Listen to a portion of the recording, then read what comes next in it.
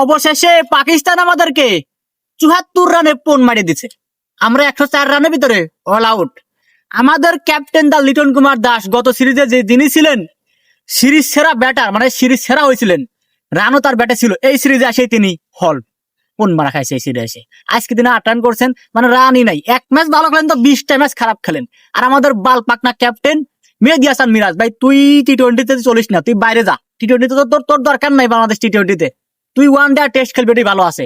আর দুবাইয়ের শেখের ছেলে নাইম শেখ রে ভাই তুই মাফ কর, বাংলাদেশ টিম রে তুই মাফ করে তুই যা, তুই টিম থেকে বাইরে হয়ে যা, তুই ঘরোয়া লিগ খেল, ওটাই ভালো আছে। এরপর আমাদের শেখ মাহাদি শেষ, সাইফুদ্দিন বাদে আর কেউ রান করতে পারে নাই ভাই।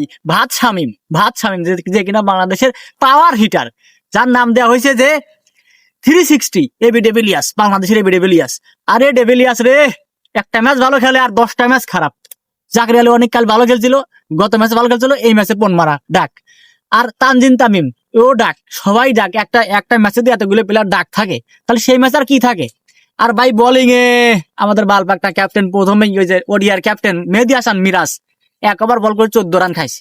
শেখ মাহাদি রান দিছে, তাসকিন আমাদের 3 উইকেট পাইছে, তাও রান ওইরকম দিয়ে দিছে। শুধু সাইফুদ্দিন বাদে আর যেগুলো বলার ছিল, মনে হচ্ছিল না যে আজকে তারা ম্যাচ খেলতে নামছে। ভাই এ সব মিলে দোষ কিসের জানো? গতকালকে রাতে বাংলাদেশের প্রত্যেকটা প্লেয়ারকে নিজে পার্টি করাইছে, ডিনার পার্টি। ওই ডিনার পার্টি কাম সারি দিছে। নিশ্চিত ওই পার্টিতে লাল পানি খাওয়াইছে, খাওয়ায় এদেরকে ব্রেন ওয়াশ করছে যে পাকিস্তান তো একটা ম্যাচ যদি না জিতে তাহলে তো মান সম্মান থাকবে না আমাদের। এরকম কোন একটা কাজ করছে, নাইলে কেন আজকে এরকম খেলবে? মিরপুরের মাঠে পাকিস্তান 178 করে খেলে। হাই রে, যে পাকিস্তান 2 ম্যাচে 110 125 অল আউট, সেই পাকিস্তান আজকে 178 করে ফেলছিল।